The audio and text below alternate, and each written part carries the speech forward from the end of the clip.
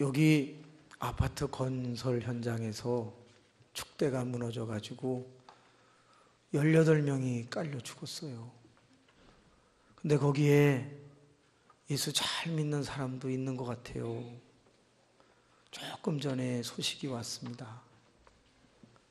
근데 제가 그 이야기를 듣고 그 깔려 죽은 사람이나 당신이나 똑같은 사람이야. 그 깔려 죽은 사람이 당신보다 죄가 많아서 깔려 죽은 게 아니야. 이렇게 말하면 여러분은 어떤 느낌이 드시겠습니까?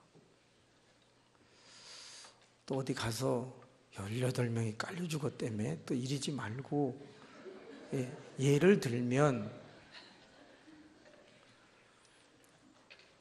어떤 사람이 목사님 어떻게 이런 종교가 다 있어요? 세상에 그 종교는 수지 사람 몇 사람을 잡아다가 피를 뺀대요. 그래갖고 그 피를 자기네가 드리는 제물에다가 섞는답니다. 그래가지고 몇 사람 잡혀가갖고 피 뽑혀서 죽고요, 그 제사를 드린대요. 세상에 그 수지 사람 억세게 재수 없는 거 아니에요?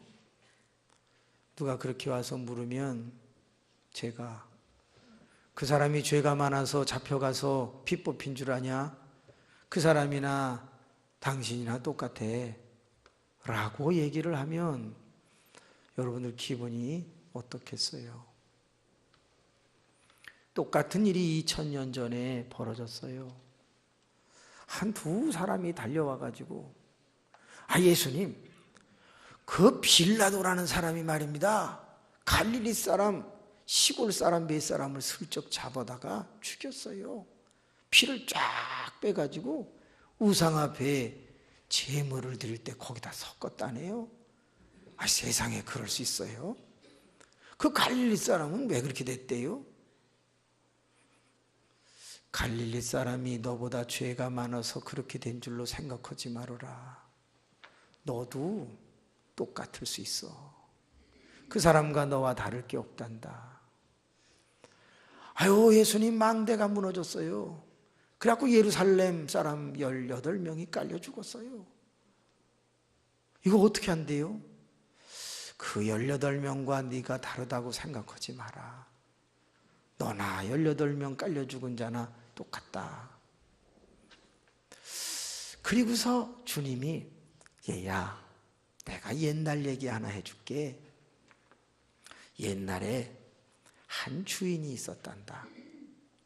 근데 한 주인이 땅을 가지고 있었는데 포도원이라고 하는 땅을 가지고 있었어.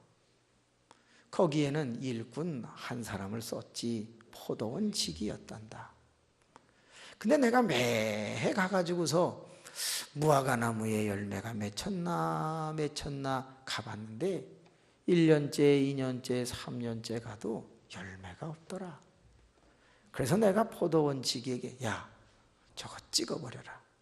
그 땅만 허비하고 버린다. 포도원 직이가 말이다, 주인님, 금년 한 해만 좀 더 봐주십시오. 제가 깊이 파고 거름을 주어서 한번 해보겠습니다. 열매가 있으면 얼마나 좋겠습니까? 만약에 그때도 없으면 우리 찍어버리도록 하죠. 너희도 이와 같으니라. 자, 조금 전에 한 2개의 이야기와 그 이야기의 배경 속에 나온 예수님의 비유라는 말씀, 어떤 내용을 담고 있는 것일까? 여기에는 2개의 큰 주제가 흐르고 있습니다. 따라합시다. 개혁과 충성.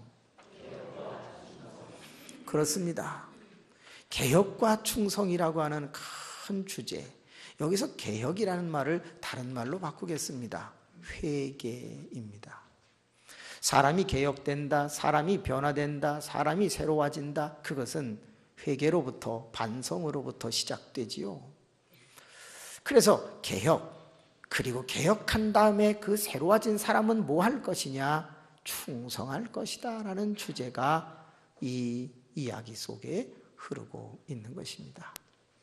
참 참 재미있는 이야기, 풍성한 이야기입니다. 그러면 조금만 더 한 단계 들어가 보겠습니다. 예수님이 이 비유를 이야기했는데 여기에 두 가지에 대해서 질문하지 않습니다. 첫 번째 질문, 아니 왜 포도원에다가 무화과나무를 심었어요? 포도나무를 심어야지 포도가 맺히지요? 라는 질문이 없습니다. 두 번째, 포도원 지기에게 야, 너는 3년 동안 맡겨놨는데 어떻게 열매를 못 맺히냐? 열매 맺게 똑바로 일 좀 해 라는 책망이 없습니다. 너무 슬픈 이야기가 들려옵니다. 가끔 TV를 틀어서 다른 분은 어떻게 설교를 하나 이렇게 제가 보는데 보통 한 달에 한 10편 정도는 꼭 봅니다. 왜? 세상이 어떻게 돌아가는지 다른 분들은 어떻게 잘 증거하는지를 알기 위해서 배우려고 말입니다. 그런데 너무 슬픈 거예요. 한 분이 이렇게 얘기를 하는 거예요. 여러분, 포도나무에 무화과나무를 심은 것은 잘못된 것입니다. 그렇기 때문에 열매를 안 맺힙니다. 아우, 나 돌아버리겠어. 여러분, 이건 그 본문이 아니에요. 포도원에 포도나무 심어야 된다는 얘기를 하려고 이게 얘기가 시작된 게 아니라고요. 본문이 바로 전에 무슨 얘기했는지를 안 읽고 토막을 딱 잘라서 6절에서 9절만 얘기하니까 그렇게 얘기를 하는 거예요. 아까 빌라도라고 하는 사람이 갈릴리 사람의 피를 자기 제물에 섞어서 드렸다. 갈릴리 사람 기억하셔야 돼요. 아까 예루살렘에서 망대가 무너져서 18명이 깔려 죽었다. 예루살렘 사람, 이것을 기억해야 돼요. 이 갈릴리와 예루살렘에 있는 사람들을 가리켜 다른 말로 하면 주님은 항상 어느 곳에서나 뭐라고 불렀어요? 무화과 나무로 비유를 했어요. 포도원이라고 하는 것은 주인이 일하기 위해서 세상을 가르칠 때, 좁혀서 얘기할 때는 교회를 가르칠 때 가끔 사용한 비유였어요. 세상에 다른 나무가 아니라 내 선민, 갈릴리와 예루살렘, 그 선택된 백성이 세상 속에 있다라는 말을 포도원 안에 무화과 나무 있다 이렇게 얘기하는 거거든요.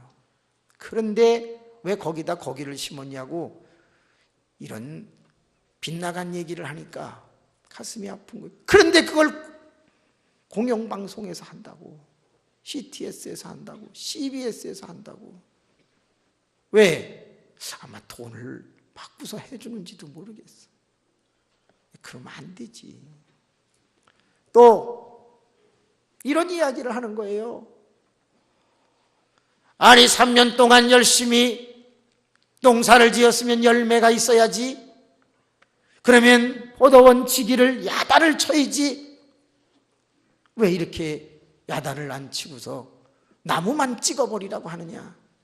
여러분, 포도원 지기가 누구를 가리키는 건데요? 예수님을 가리키는 거거든. 예수님이 이 땅에 와서 열심히 복음을 전했는데 잘못한 거 없어요. 변화되지 않고 개혁되지 않고 반성하지 않고 받아들이지 않은 사람들은 선민인 무화과 나무들, 비유되었던 그들이 잘못한 것이지 포도원 지기가 충성하고 성실하게 한 것에 뭔 잘못이 있어요? 그런데 포도원 지기를 책망하는 식으로 우리 보고 포도원 지기 역할 똑바로 하라는 식으로 이야기를 하는 경우가 있어요. 거기까지 나가려면요, 논리가 상당히 발전해야 돼요. 단계 없이 바로 거기까지 나가면 이것은 말이 안 맞는 거예요. 논리 비약이라는 게 나오는 거죠.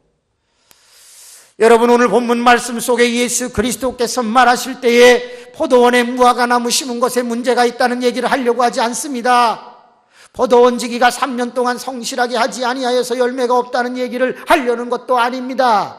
이 이야기 속에는 세 부류의 사람이 등장을 하는데, 하나는 천지만물을 창조하신 주인 한 사람으로 비유되어진 하나님이 등장하고 있는 거예요. 그리고 그 하나님이 이 세상 가운데, 또는 하나님의 그 나라인 성전 가운데 그곳에 파송되어진 포도원지기 예수 그리스도를 암시하고 있는 거예요. 그분이 와서 공생애를 3년 했기 때문에 3년 동안 내가 열매를 구하였으나 열매를 볼 수가 없었다고 말하고 있는 거예요. 그래서 예수 그리스도가 이스라엘 백성들이 메시아를 기다리는데 어찌하여 내가 와서 복음을 전하는데 이 복음을 받아들이지 않는가, 너무나도 기가 찬 거예요. 그래서 갈릴리 사람 몇 사람이 죽어서 그 피가 제물에 섞였다는 그 갈릴리 사람이나 예수 그리스도의 복음을 받아들이지 않는 너희 갈릴리 사람이나 다 똑같다. 너희에게 필요한 것이 뭐다? 회개다 라는 얘기를 하고 싶은 거예요. 3년 동안 무화과 나무를 열심히 경작했는데 열매를 맺히지 못한다. 회개하지 않았다는 거예요. 여기서 말하는 열매는 회개를 가리키고 있는 것이거든요. 예루살렘에 망대가 있는데 망대가 넘어지면서 그 밑에 18명이 깔려 죽었어. 그 사람이나 회개하지 않는 예루살렘에 살아있는 너희나 똑같아. 회개하지 아니하면 찍어버리는 거야. 예수 그리스도가 3년 동안 자지 못하고 먹지 못하고 얼마나 애를 쓰며 복음을 전했는데 너희 선민들은 돌아오지 아니하느냐, 너희 거룩한 백성들은 어찌 복음을 받아들이지 않느냐, 그거에 대해서 질책하고 있는 내용이에요. 다시 말하면 개혁이 필요하다, 바꿔 말하면 회개가 필요하다. 회개한 사람들이요 돌아오라라고 하는 이 이야기를 아름답게 비유로 설명하고 있는 거예요. 그런데 종교개혁이 일어날 당시에 자꾸 이 본문을, 이 성경을 사람들에게 좀 많이 읽혀주고 싶고, 사람들이 이제 신부가 전해주는 말만 듣는 게 아니라 자기들이 읽다가 은혜를 받게 하기 위해서 이렇게 하는 게 좋겠습니다. 독일을 중심으로 여러 나라가 모여가지고 작업을 했어요. 그게 뭡니까? 장절 표시를 좀 해줍시다. 그래가지고 그냥 장절 표시를 넣어주고 이 사본을 좀 번역해 줍시다. 그래서 번역을 하고, 그리고 내용을 좀 잘 이해하려고 정 동그라미를 넣어서 이렇게 단락을 끊어주고 이렇게 했네. 후대에 있는 사람들이 그 배경을 모르는 상태에서 그저 동그라미에서 동그라미, 절에서 절, 장에서 장을 뚝뚝 끊어가지고 그것만 갖고 얘기를 하다 보니까 아까 말씀드린 엉뚱한 얘기들이 자꾸 나오는 거예요.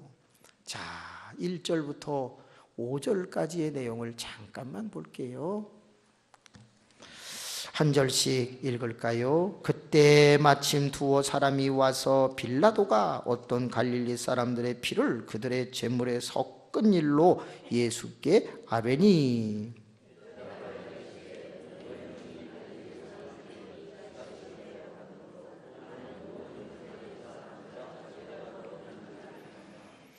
너희에게 이르노니 아니라 너희도 만일 회개하지 아니하면 다 이와 같이 망하리라.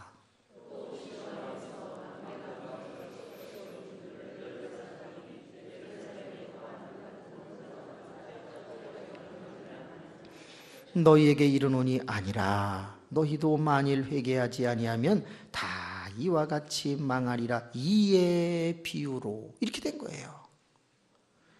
다시 말하면 당시에 큰 두 개의 사건을 중심으로 회개하지 않는 이스라엘 백성 선민이나 그렇게 깔려 죽은 사람이나 매일반이라는 것을 말씀하시면서 하나님께서 포도원지기이신 예수 그리스도를 이 땅에 보내셔서 돌아오라고 권면하고 복음을 전하는데 너희들이 회개하지 않고 돌아오지 아니하고 너희가 반성하지 아니하고 개혁하지 아니하니 미안하다, 너희도 찍혀버릴 것이다, 망하게 될 것이다. 그러나 예수 그리스도는 어떤 마음을 가지고 오늘도, 나는 지금 어떤 마음을 가지고 오늘도 너희를 바라보는지 아느냐? 나는 하나님 앞에 금년에 한 번만 더 시간을 내게 주십시오.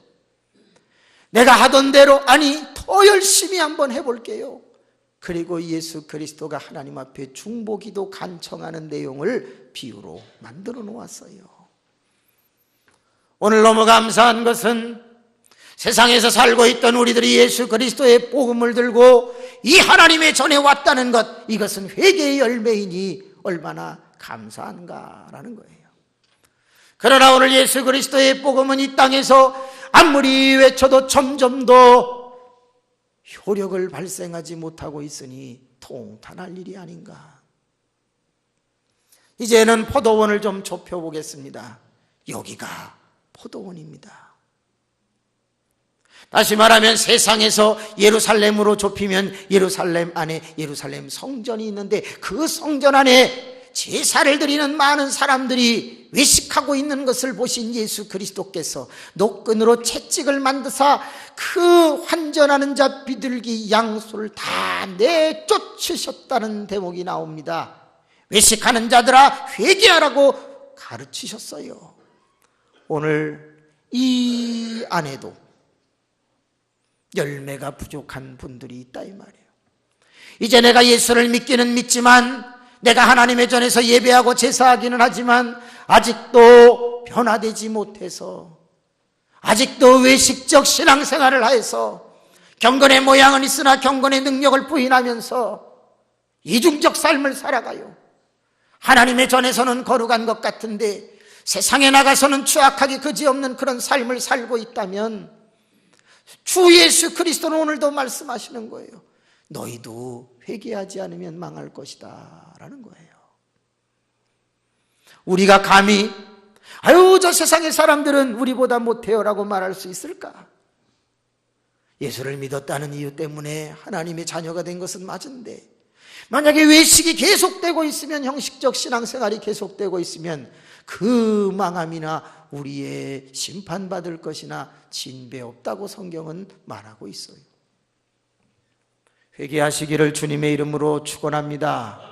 날마다 주의 보혈을 의지하는 것이 회개입니다. 이 중에 나는 더 이상 회개할 것이 없노라라고 말할 수 있는 사람이 있다면 그분은 재림 예수일 것입니다.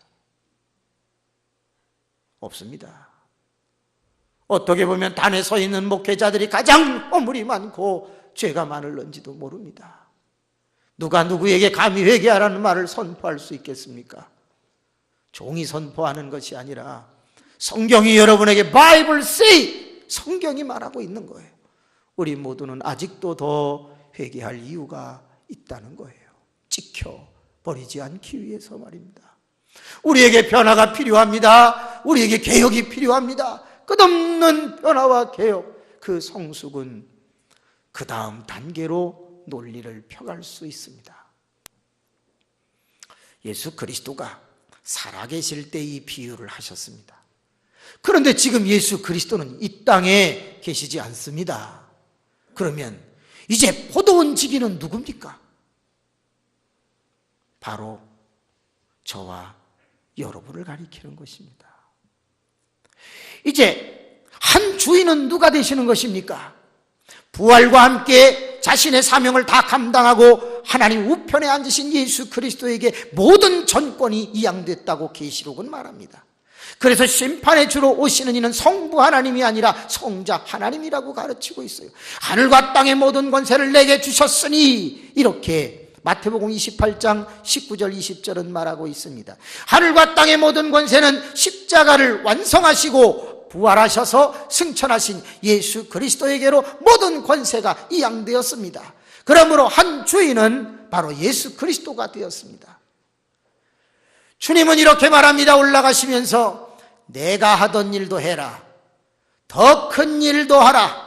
성령이 임하시면 그렇게 내가 남겨놓고 간 사역을 너희가 하게 될 것이라고 말씀하셨습니다. 그러므로 이제 우리는 이 세상에 포도원 지기같이 된 것이에요. 이제는 나 하나의 개혁뿐만이 아니라 더 나아가서 누군가를 개혁시키고 누군가를 회개시키기 위하여 메신저가 되어야 할 것을 본문은 우리에게 선포하고 있는 것이에요.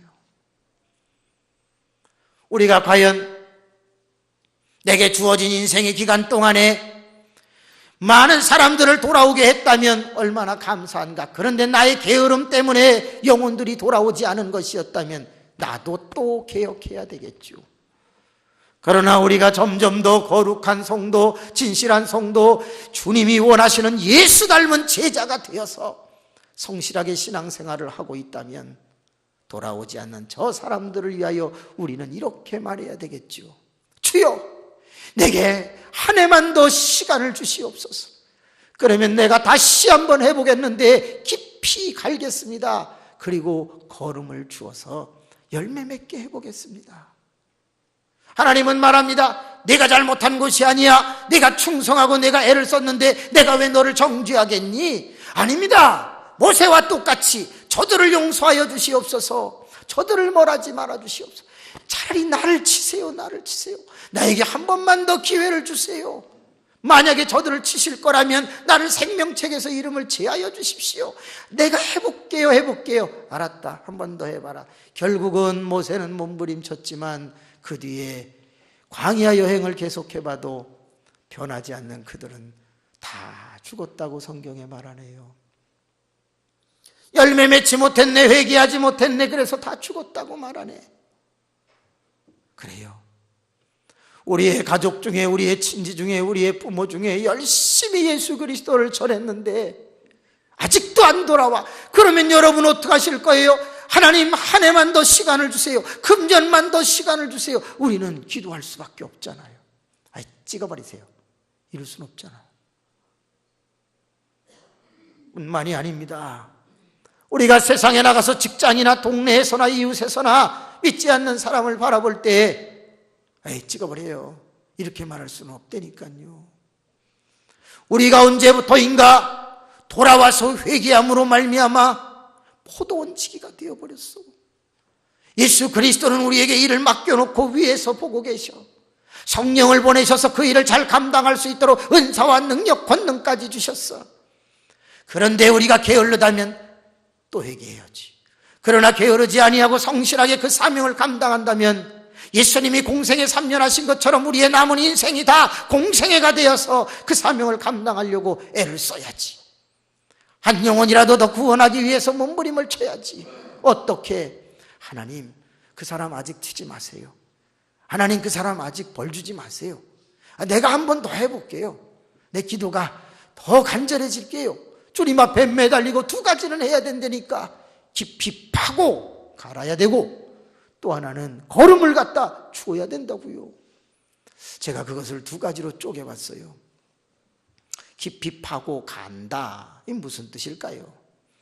워낙 사람이 강팍해서 온통 이 속에 딱딱한 것 천지고 이 속에 돌멩이 천지예요. 그럼 어떻게 해야 돼? 가가지고 이야기를 계속하면서 딱딱해진 것을 잘 풀어주고 상처받은 것을 녹여주고 잘못된 편견이나 고집이나 아집 같은 돌멩이들은 꺼내내주고 그래서 그 마음을 잘 부드럽게 해서 이제 하나님의 말씀 이게 전하면 씨앗을 뚝 전하면 아유 내가 이제 좀 믿음이 오는 것 같아요. 이렇게 만들어야지. 다시 말하면 다른 사람들의 마음을 좀 알아주고 받아주고 다른 사람의 마음을 좀 경작 좀 해줘야 되지 않겠나.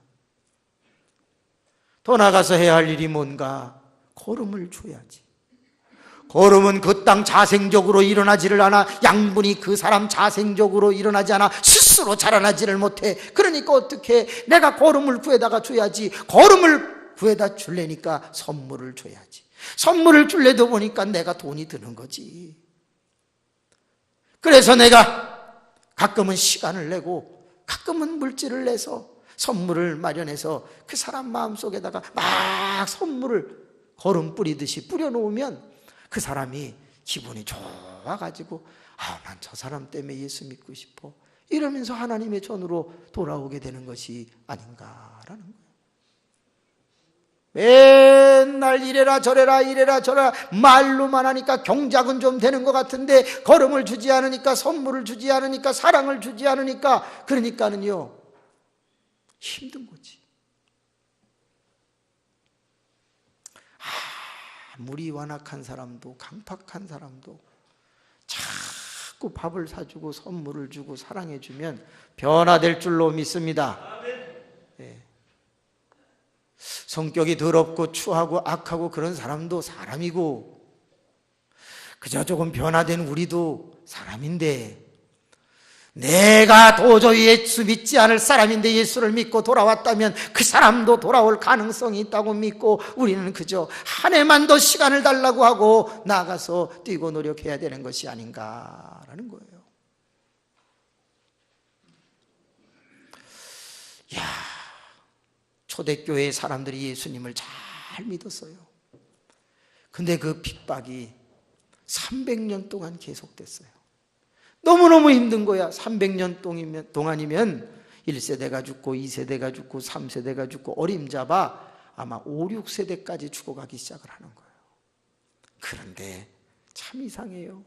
결코 흔들리지를 않아. 그들 안에서 부활의 신앙과 재림의 신앙과 성령의 충만함으로 계속 버티면서 모입시다 그래가지고 그 핍박자 박해자를 피해서 무덤으로 모이기를 시작하는 거예요. 그런데 저것들이 무덤에 가서 집회를 한 다음에 잠복하시오, 그리고 사복하시고 쫓아 들어가서 그 현장을 취재하시오. 그래서 로마에서 명령을 다 내요. 근데 가다가 보면은 이상하게 그 어디론가 이렇게 돌아서 들어가는데 들어갈 때 꼭 뭘 확인하는 거예요.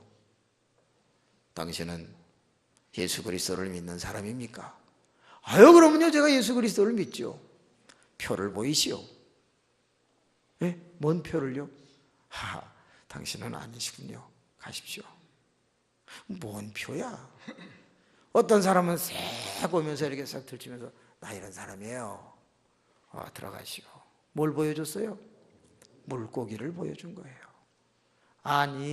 생선을 보여줬다는 뜻이 아니라 물고기 모양의 이에수스 크리스토스라고 하는 그 호패 같은 거를 쓱 보여준다 이 말이에요. 누구에게만 그거를 주느냐?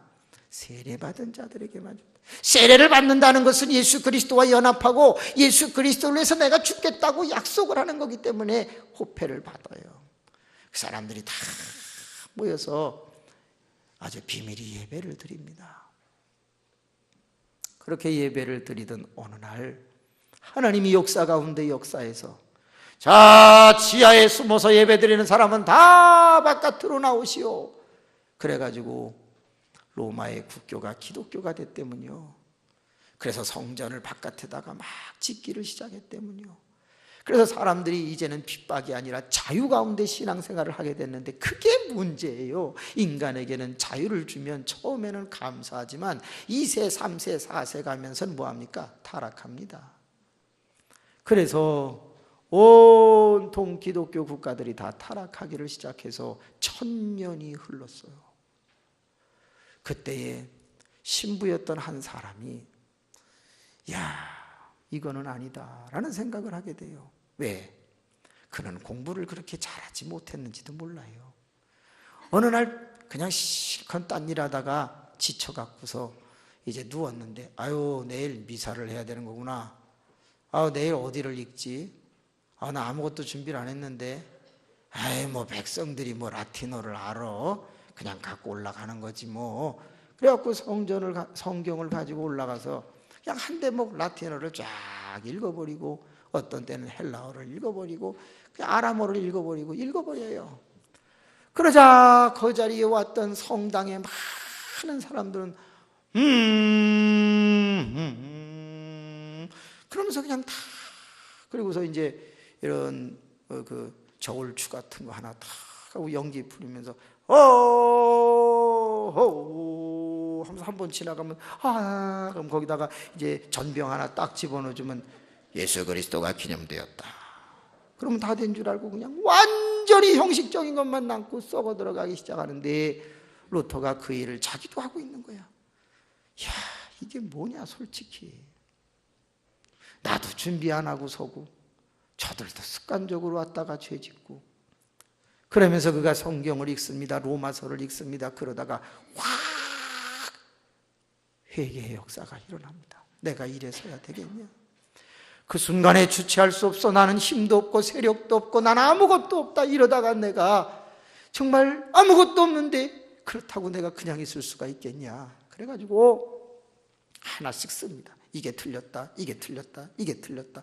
반박문을 95개를 써가지고 잘 보이는 벽에다가 다 붙여놓고, 여러분들이요, 우리의 교회는 타락했습니다, 망했습니다, 막 떠들었어.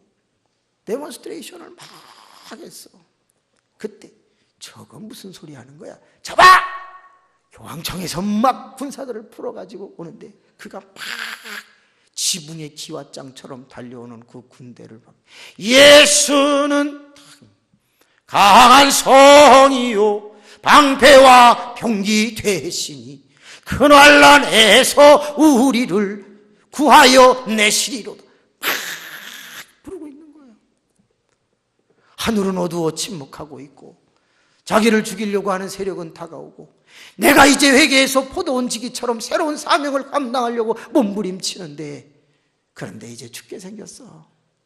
그래도 노래를 계속 부르고 있습니다. 갑자기 어디에선가 얼굴에 가면을 쓰고 철기 무기를 들은 말 탄 사람들이 막 몰려오더니 교황청의 군대들을 다 막아버립니다. 그리고 종교개혁자들을 지켜주기 시작을 합니다. 마틴 루터를 지켜줍니다. 이게 뭐야? 찬송을 부르마다 부르고, 저 일로 가시죠. 예, 저희가 지켜드리겠습니다. 피신을 시켜줘서 도착을 해보니까 경건한 성주가, 당신은 참 바른 일을 하고 이 세상을 바꿀 수 있으니 우리가 보호해 주겠소 하면서 그를 지켜줍니다.